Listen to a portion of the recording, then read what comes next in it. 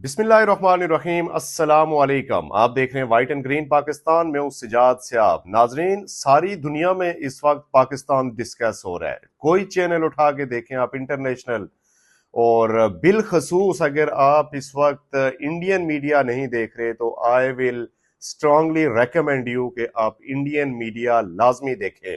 उनकी जो इस वक्त चीखें, उनकी जो इस वक्त अब जो मोदी की बिलखसूस अपना मीडिया जिस तरह से धोती उतार के छितर भिगो के उसके मुंह के ऊपर मारे जा रहे हैं कि आलमी सफारतकारी में पाकिस्तान की कामयाबी ने भारत को मुकम्मल तौर पर तनहा कर दिया है, मुकम्मल तौर पर आइसोलेशन में डाल दिया है भारत को।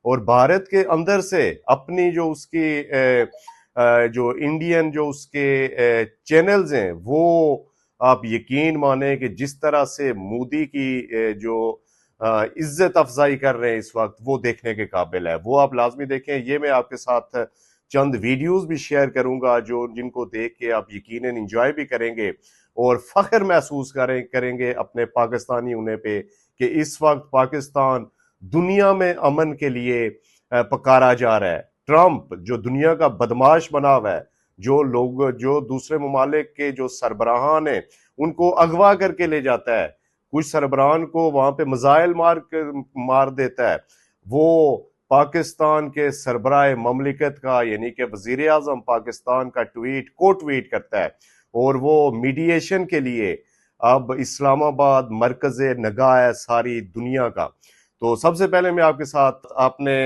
ये वीडियो लाजमी देखनी है। ये एक वीडियो क्लिप में ये यहाँ पे आपके साथ शेयर कर रहा हूं। अगर पाकिस्तान क्यों मीडिएटर बनाए आशुतोष, मैंने भी 4-5 कारण बताए थे, आपने भी वो देखे होंगे। इसमें कोई पाकिस्तान कोई बहुत इसके लिए जीत हो जाएगी, आप जो कह रहे हैं कि डिप्लोमेटिक कू हो जाएगा, वो ठीक है, वो उस पर एक हम बात कर सकते हैं, डिबेट हो सकती है, लेकिन हमें उसके रीजंस पता है। ईरान का वो पड़ोसी है, लंबी चौड़ी सीमा है ईरान के साथ, यूएस के साथ रिश्ते भी रखता है, यूएस का कोई सैन्य बेस अपने यहां बनने नहीं देता है, सऊदी अरब से अकॉर्ड भी करता है, फिर खाड़ी देशों से ओआईसी में उसके अच्छे रिश्ते भी हैं, सबसे अच्छे रिश्ते हैं, शिया आबादी वहां पर है इतनी बड़ी, और इसीलिए वो मीडिएटर बना है। ऑब्वियस है।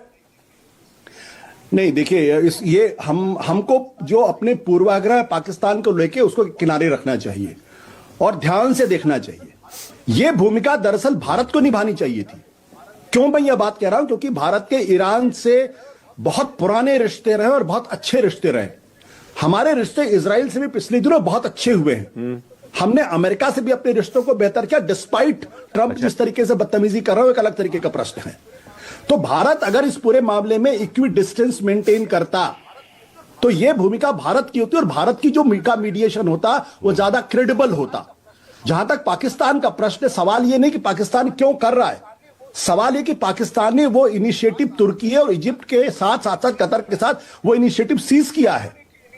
चूंकि उसने वो इनिशिएटिव सीज किया है, अगर मान लीजिए मैं अभी भी बहुत होपफुल नहीं हूं, क्योंकि जो निगोशिएशंस होते हैं स्टॉप स्टार्ट स्टॉप चलता रहता है, वो कभी होता है, कभी नहीं होता, और एक लंबा प्रोसेस होता है। अगर वो इस मीडिएशन में, इस क्राइसिस को खत्म करने में अगर वो कामयाब होता है तो आप सोचिए कि ग्लोबल लेवल पे पाकिस्तान का स्टेचर कितना बड़ा होगा। हम जिस देश को एक आतंकवाद देश बता रहे हैं, रोग स्टेट बता रहे हैं, फेल्ड स्टेट बता रहे हैं, और जो है वो इकोनॉमिकली बैंकरप्ट स्टेट है, जो आतंकवादियों को एक्सपोर्ट करता है, वो आज इस स्थिति में कि दुनिया की सबसे बड़ी क्राइसिस में वो मीडिएशन कर रहा। उसका जो आर्मी चीफ है वो ट्रंप से सीधे बात कर रहा। उनकी जो प्राइम मिनिस्टर है वो मसूद पेजेस्कियान से सीधे बात कर रहे हैं। इशाक डार सीधे विटकाफ से बात कर रहे हैं, जेरेड कस्टनर से बात कर रहे हैं, और जो तुर्की के जो फॉरेन मिनिस्टर हैं, और जो इजिप्ट के फॉरेन मिनिस्टर हैं, और कतर के जो फॉरेन मिनिस्टर, वो इसमें इन्वॉल्व हैं। क्योंकि सबको मालूम है कि ये 73 से भी बड़ा एनर्जी क्राइसिस पूरी दुनिया में है और दुनिया का कोई भी देश इससे छूता नहीं रहेगा। अगर ये क्राइसिस बढ़ेगी तो पूरी दुनिया डूबेगी, इसलिए, और अमेरिका भी नहीं बचेगा इसमें। इसलिए कोशिश हो रही है कि इसको जल्दी से जल्दी इसका निपटारा हो। ये उसका व्यवहारिक पक्ष है। हमारे अपने पूर्वाग्रह पाकिस्तान को लेकर है, पाकिस्तान एक रोग स्टेट है, इसमें मुझे कोई संदेह नहीं। ईरान ने अपने समय में आतंकवादी संगठनों को प्रश्रय दिया, इसमें भी कोई संदेह नहीं। लेकिन इस वॉर में ईरान विक्टिम है, उसने वॉर शुरू नहीं किया। यह वॉर अमेरिका और इजराइल ने शुरू किया, और तब शुरू किया जब ईरान पूरी तरीके से अमेरिका की शर्तों को मानने के लिए तैयार हो गया था, तब ईरान के साथ धोखा हुआ। आशुतोष, तो मैं ये कह रहा हूं कि भारत जो मॉरल लीडरशिप ले सकता था, वो मॉरल लीडरशिप भारत लेने से क्यों चूक रहा है, ये एक बड़ा सवाल। लेकिन पाकिस्तान ने भी कैसे तलवार की धार पर चलकर ये बैलेंस बनाया आशुतोष, ये हम भी देख रहे हैं कैसे वो अमेरिका को भी खुश रखते हैं, फिर ईरान पर हुए हमले की बस एक बयान जारी करके निंदा भी कर देते हैं। वो सबने देखा है कि किस तरह उनको बैलेंस बनाकर चलना पड़ता है। खाड़ी देशों के साथ भी है, ईरान के साथ भी है, अमेरिका के साथ भी है। नहीं, मैं ये सिर्फ इसलिए कह रहा हूं, और जैसे मैंने 4-5 कारण बताए, ये सिर्फ मैं ये कह रहा हूं, उसकी ज्योग्राफी है, उसकी पॉपुलेशन है, जिसकी वजह से उसको जी माना ग्लोबल डिप्लोमेसी तलवार की धार पर चलने जैसा होता है। कम से कम पाकिस्तान ने इतनी हिम्मत तो दिखाई कि अमेरिका का पिट्ठू होने के बावजूद भी खामनेई के कत्ल के बाद उसकी निंदा की। हमने क्यों नहीं की? हमारे ऊपर क्या क्या क्या क्या दबाव था? हम क्यों चुप रह गए? हम भी तो कर सकते थे। नरेंद्र मोदी इजराइल जाकर फादरलैंड करते रह गए, और इधर पाकिस्तान जैसा आतंकी मुल्क शांति का दूत बनकर अमेरिका और ईरान के बीच में टेंशन कम करा रहा है। मतलब सोचिए कि असीम मुनीर युद्ध खत्म कराने में अहम रोल निभा रहा है, ट्रंप का बड़ा सिपा सालार बना हुआ है। अमेरिका के उपराष्ट्रपति जेडी वांस वार्ता के लिए आ रहे हो, ये वार्ता कहाँ हो रही है? इस्लामाबाद में हो रही है। मतलब ये सब क्या हो रहा है? पाकिस्तान आज जरूरी फैसलों का हिस्सा बन रहा है और भारत वहां से पूरी तरह से नदारद है। हिंदुस्तान दुनिया के इतने अहम मुद्दों से कभी भी इतना दूर नहीं रहा है, कभी भी इतना अलग थलग नहीं पड़ा है जैसा कि अब पड़ा हुआ है। मोदी जी के फर्जी मेडल का चस्का, विदेश नीति के नाम पर ही खी करना और जबरन गले मिल मिलकर फोटो खिंचवाने की कीमत आज देश चुका रहा है। लानत है, कहां लाकर खड़ा कर दिया मेरे देश को। भक्तों के पप्पा ने इजराइल को फादर बनाने के चक्कर में देश की फजीहत करा दी है। इंपॉर्टेंट डिसीजन मेकिंग से आज हिंदुस्तान गायब है। लें जी, तो ये सुनिए जी आपने, जो कि इंडिया के अंदर इस वक्त जो चैनल्स के ऊपर चल रहा है, मेन स्ट्रीम के ऊपर चल रहा है, डिजिटल के ऊपर चल रहा है, और अगर आप लोग नहीं देख रहे तो यकीन माने कि आप लोग बहुत बड़ी इंटरटेनमेंट मिस कर रहे हैं। आप लोग मोदी की एक ऐसी छित्रोल मिस कर रहे हैं कि जिसको आप सुनेंगे तो यकीनन आपके दिल को ठंडक पहुंचेगी। आप लाजमी इंडियन मीडिया में आपको एक दफ़ा फिर रेकमेंड कर रहा हूँ। आखिर में एक वीडियो में आपके साथ छोड़ के जाऊंगा कि इस वक्त पाकिस्तान का जो असल किरदार है वो सारी दुनिया के ऊपर ज़ाहिर है डिस्कस तो हो ही रहा है। कोई भी चैनल आप देखें, लेकिन है कौन सा किरदार, ये एक वीडियो में इस सारे किरदार को डिस्क्राइब किया गया हुआ है। तो ये है पाकिस्तान का इस वक्त सारी दुनिया में रोल, सारी दुनिया में किरदार। तो पाकिस्तान की कामयाब डिप्लोमेसी यकीनन इस वक्त अपने उरूज की जो आखिरी जो पौड़ी है उसके ऊपर है। अल्लाह करे कि ये जो डिप्लोमेसी है इससे पाकिस्तानियों को भी फ़ायदा हो, पाकिस्तान की इज्जत में तो इजाफा हो ही रहा है।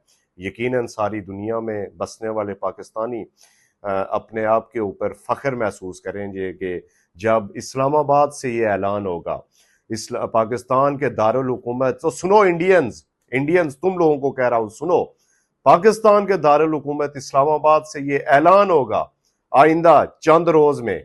अब कल या परसों से वफद पहुंचना शुरू हो जाएंगे। तो यहां से ये ऐलान होगा कि जो अमेरिका इसराइल वर्सेस ईरान की जो जंग थी उसको पाकिस्तान ने अपना किरदार अदा करके उसको ख़त्म करवाया है, दुनिया में अमन करवाया, और दुनिया में जो 73 के बाद का सबसे बड़ा एनर्जी क्राइसिस था उसके ऊपर पाकिस्तान करने में एक कलीदी किरदार अदा किया है, दुनिया के अमन के लिए कलीदी किरदार अदा किया है। तो फिर आप लोगों की तब जब चीखें वो भी हम यकीनन सुनेंगे और अपने नाजरीन को भी दिखाएंगे। तो ये था नाजरीन आज का वीलॉग। सिर्फ आज दिल कर रहा था कि इंडिया की जो सूरत हाल है वो आपके सामने रखी जाए। But the main thing is, you bunch of fuckers, despite the provocation from the cavalry, no fighting. Oi! No fighting. No fucking fighting. No fighting. No fucking fighting! Good. Get the fucking... But the main thing is, you bunch of fuckers, despite the provocation from the cavalry, no fighting. Oi! No fighting. No fucking fighting. No fighting. No fucking fighting! Good. Get the fuck in.